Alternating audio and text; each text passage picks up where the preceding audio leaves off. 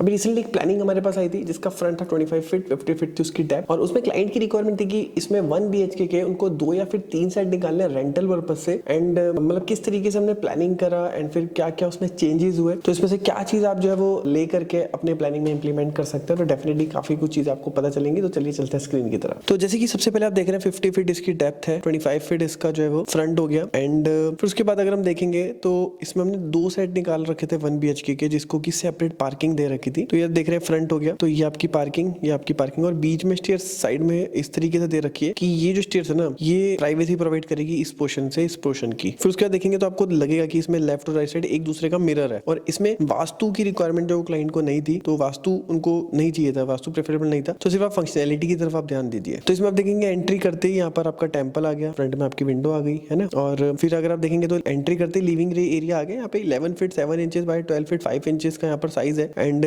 यहाँ से लेके यहाँ तक आप देखेंगे तो 9 फीट 1 इंचेस के आसपास है। सेम ही साइज आपका इस दूसरी साइड भी आ रखा है। फिर ये आपका जो आ गया लिविंग एरिया, फिर उसके बाद एंट्री करते हैं यहाँ पे आपका किचन आ गया। किचन का size 7 feet by 8 feet 2 inches का यहाँ पे पैसेज। फिर पैसेज के जस्ट बाद आपका बेडरूम आ गया 11 feet 7 inches bye 10 feet 5 inches का, जिसके साथ में आप देखेंगे तो ये OTS यहाँ पर दे रखा है। एंड OTS के साथ में आपका टॉयलेट आ गया। एंड साइज आपको दिख ही रहे, टॉयलेट का साइज आपका 5 फीट बाय 6 फीट 8 इंचेस का है। सेम आपका दूसरी साइड आ गया। अब इसमें क्लाइंट का बेसिकली रिक्वायरमेंट ये था, अब इसमें जब ये जो प्लान हमने बना के दिया ना इसको अपने अकॉर्डिंग, तो इसमें क्लाइंट का था कि एक तो जैसे किचन जो है ना इसके पीछे का पोर्शन तो ठीक है, सारी चीजें बढ़िया है, लेकिन इसमें क्या है कि इनको सेपरेट पार्किंग नहीं चाहिए, लिविंग एरिया नहीं चाहिए, यहाँ पे भी आपका लिविंग एरिया नहीं चाहिए। एंड स्टेयर केस को आप इधर खिसका दीजिए। एंड स्टेयर केस के नीचे के एरिया को हम पार्किंग के लिए यूज करेंगे, और यहाँ पर हम इनको 1 BHK और चाहिए। तो सिंपल सा सिंपल यहाँ पे उनका ये था कि ज्यादा से ज्यादा इसमें सेट निकले, और मतलब उनका था कि मतलब जिस एरिया में बन रहा है तो वहां पर क्या है कि अगर हम इस तरीके से 1 BHK निकालेंगे तो उसका भी रेंट जो है वो ऑलमोस्ट वही मिलेगा, जिसमें कि हम लिविंग एरिया को हटा देंगे तो उतना मिले। तो यहाँ पे लिविंग एरिया को हटा करके दोनों एरिया को सेपरेट एंट्रेंस चाहिए, प्लस एक साइड और निकाला था जिससे कि 3 साइड क्रिएट हो, जिससे कि उनका जो पर्पस था रेंटल पर्पस वो मैक्सिमाइज हो जाए। तो मैं समझ गया था कि मतलब इस तरीके से जो है चीजें इनको चाहिए। तो अब हमने किस तरीके से उसकी सेटिंग करी वो मैं आपको दिखाता हूँ। तो जैसे कि आप देख रहे हैं तो यहाँ पर आपकी एक्सट्रीम लेफ्ट में आ गई पार्किंग, ठीक है, आपकी पार्किंग यहाँ पर आ गई 11 फीट 7 इंचेस बाई 11 फीट की। फिर यहाँ पर हमने एक चैनल गेट ही दे दिया। अब चैनल गेट बेसिकली इसलिए दिया क्योंकि फर्स्ट फ्लोर जब बनेगा तो फर्स्ट फ्लोर पे जो है जिनका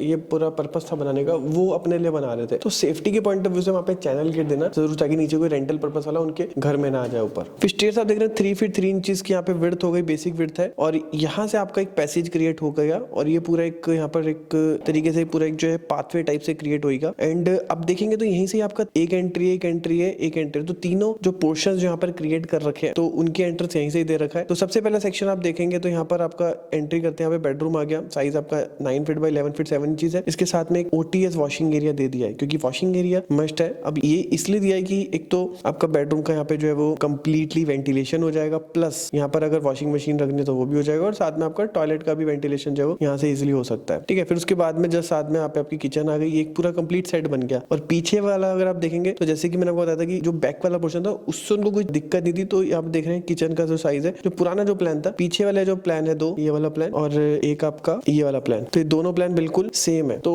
इस तरीके से जो है इसमें जो रिक्वायरमेंट थी इनकी रिक्वायरमेंट को समझते हुए तो हमने इस तरीके से इसको लेआउट को प्लान करा। तो ओवरऑल अगर आपको प्लान पसंद आया तो वीडियो को लाइक कर सकते हैं, वीडियो अच्छी लगी तो भी वीडियो को लाइक कर सकते हैं, कोई क्वेश्चन तो नीचे कमेंट बॉक्स में पूछ सकते हैं, और इस तरीके के कंटेंट अगर आप रेगुलर बन चाहते हैं तो मेरे चैनल को सब्सक्राइब भी कर सकते हैं। मिलते हैं नेक्स्ट वीडियो में, तब तक के लिए जय हिंद, वंदे मातरम।